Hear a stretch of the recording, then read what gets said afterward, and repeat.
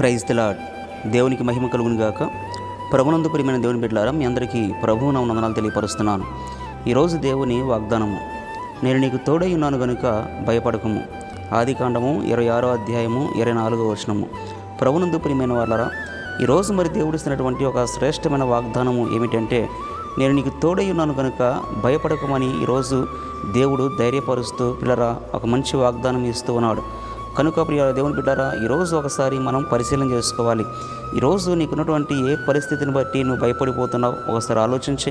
చాలామంది అనేక రకాల భయాలు మనిషిని వెంటాడుతూ ఉంటాయి. కొంతమందికి అప్పుల భయం ఉంటుంది, కొంతమందికి మరణ భయం ఉంటుంది, కొంతమందికి ఈ వ్యాధి నయమవుదేమో అని భయం ఉంటుంది, కొంతమందికి ఉద్యోగం రాదేమో అని భయం ఉంటుంది, కొంతమందికి ఇక గర్భఫలం రాదేమో అని భయం ఉంటుంది.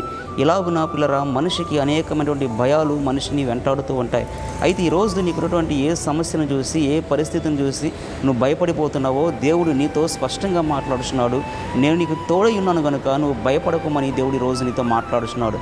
కనుక ప్రియ దేవుని బిడ్డలారా, దేవుడు మనకు తోడై ఉండగా మనం దేనికి కూడా భయపడాల్సిన అవసరం లేదు. అయితే మనం ఏం చేయాలంటే, తోడై ఉన్నటువంటి దేవుని యందు నీ విశ్వాసం ఉంచాలి. నీకు తోడుగా ఉండాలని దేవుడు ఆశపడుతూ ఉన్నాడు.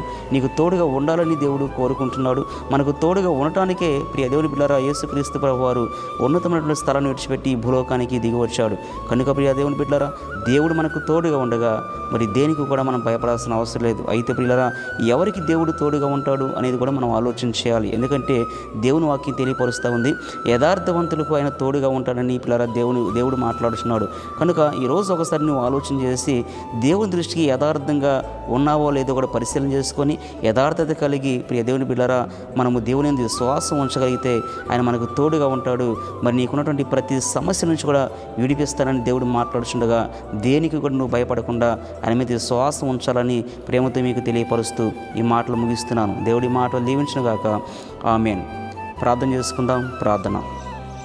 మహాపరిశుద్ధుడైన మా ప్రియ పరలోకపు తండ్రి, మీ పరిశుద్ధమైన పాదములకు స్తోత్రం చెల్లిస్తున్నాం. ఈరోజు ప్రభా మీరు ఇచ్చినటువంటి శ్రేష్టమైన వాగ్దానాన్ని బట్టి ప్రభా మీకు స్తోత్రం చెల్లిస్తున్నాం. ప్రభా మీరు మాట్లాడుతున్నారు, నేను నీకు తోడైనాను కనుక భయపడకమని మీరు వాగ్దానం చేస్తున్నారు. తండ్రి మీ స్తోత్రాలు. ఈరోజు మీరు ఇచ్చినటువంటి వాగ్దానాన్ని బట్టి ప్రభా మీకే స్తుతి స్తోత్రం చెల్లిస్తున్నాం. ఈ వాక్యం వింటున్న ప్రతి ఒక్కరిని కూడా మీరు దీవించండి, మీరు ఆశీర్వదించండి. ప్రభా మీ ప్రియబిడ్డలు తండ్రి, అయా తండ్రి ఎలాంటి భయాలు కలిగి ఉన్నారో ప్రభా వారికి ఉన్న ప్రతి భయం నుంచి విడిపించి వారికి ఉన్న ప్రతి సమస్యను తండ్రి మీరే తీర్చడానికి మీరే ప్రభా సహాయము చేయమని యేసుక్రీస్తు అతి పరిశుద్ధ నామమున అడిగి వేడుకొనుచున్నాము తండ్రి. ఆమేన్. దేవునికి మహిమ కలుగును గాక. God bless you.